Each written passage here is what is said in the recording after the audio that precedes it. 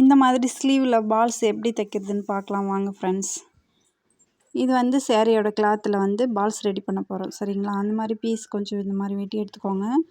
ஒரு 1.5 இன்ச்சு போல் அகலத்துக்கு வெட்டி எடுத்துக்கோங்க. இதை பாருங்கள், உள்ளே வைக்கிறதுக்கு அந்த பால்ஸ் உருட்டி வைக்கிறதுக்காக 1 இன்ச்சு ஷேப்பில் நான் வெட்டி எடுத்துருக்கேன். அது வந்து நம்ம சுருட்டி எடுத்துக்கலாம். பாருங்கள், மேல் பீஸ் அந்த சேரீயோட கிளாத் இருக்கு இல்லையா, அதுக்குள்ளே வந்து நம்ம இந்த பால்ஸ் மாதிரி இது வந்து ப்ளவுஸோட கிளாத்து அப்படியே சுருட்டி வச்சுக்கலாம். நான் எங்கேயும் போய்ட்டு இந்த பால்ஸ் அதெல்லாம் தேடிட்டு இருக்கல, அதெல்லாம் என்கிட்ட ஸ்டாக் இல்லை சரிங்களா. அப்படியே ரெடி பண்ணலான்னு சொல்லிட்டு ரெடி பண்ணிகிட்ருக்கேன். பாருங்கள், நம்ம பூ கட்டுற மாதிரி அந்த பால்ஸு நல்லா டைட் பிடிச்சி நல்லா பூ கட்டுற மாதிரி கட்டி எடுத்துக்கோங்க. ஓகே, இந்த மாதிரி ரெடி பண்ணி எடுத்துக்கோங்க சரிங்களா. இந்த மாதிரி ஆல்ரெடி நான் ரெடி பண்ணி வச்சுருக்கேன். இது எல்லாத்தையும் உங்களுக்கு காமிக்கிறேன் பாருங்கள். இந்த மாதிரி எல்லாமே ரெடி பண்ணி வச்சுருக்கேன் பாருங்கள்.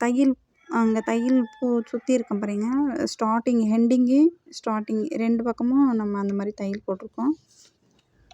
இப்போ வந்து நான் மார்க் பண்ணிக்கிறேன். ஸ்லீவில் வந்து லைனிங் பீஸில் மார்க் பண்ணியிருக்கேன் பாருங்கள் சரிங்களா. நம்ம எங்கே பால்ஸ் கொடுக்க போகிறோமோ அதே இடத்துல கரெக்டாக மார்க் பண்ணி வச்சுட்டு நீங்கள் அந்த பால்ஸ் மேலே ஏற்றி இறக்குங்க. இது வந்து ஈஸியாக தான் இருக்கும். ஏன்னா பாருங்கள், நம்ம துணி கிளாத்து தான் உருட்டி வச்சுருக்கோம் இல்லையா, அதனால் நம்மளுக்கு இந்த மேடு ஏறி இறங்கிறதுக்கு ஈஸியாக தான் இருக்கும்.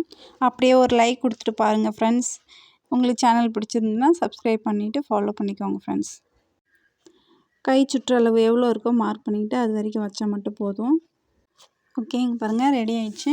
இப்போ நம்ம வந்து மேல் பீஸ் வந்து கரெக்டாக மேல் பக்கமாக திருப்பி வச்சுக்கோங்க. மேல் பக்கம் திருப்பி வச்சுக்கணும் சரிங்களா. இதை வந்து அப்படியே திருப்பி போட்டிருக்கேன் பாருங்கள். லைனிங்கை திருப்பி போட்டு அப்படியே ஃபஸ்ட்டு தையல் ஓட்டிக்கோம்ல, அந்த தையலை பார்த்து அப்படியே தைச்சிட்டு வந்துடணும் சரிங்களா. இப்போ மேலே படிமான தையல் வந்துட்டுருக்கு பாருங்கள். மேலே படிமான தையல் அப்படியே திருப்பிக்கிட்டு அங்கே பாருங்கள் எவ்வளோ அழகாக பால்ஸ் வந்துச்சு பாருங்கள். மேலே இது ஒரு கைடு அளவுக்கு ஒரு தையல் ஒன்று போட்டு எடுத்துக்கிறேன். ஓகே, இந்த மாதிரி ட்ரை பண்ணிவிட்டு எப்படி இருக்குது சொல்லுங்கள் ஃப்ரெண்ட்ஸ். சேனலை சப்ஸ்கிரைப் பண்ணிக்கோங்க, ஃபாலோ பண்ணிக்கோங்க. பிடிச்சிருந்தா ஷேர் பண்ணிக்கோங்க ஃப்ரெண்ட்ஸ்.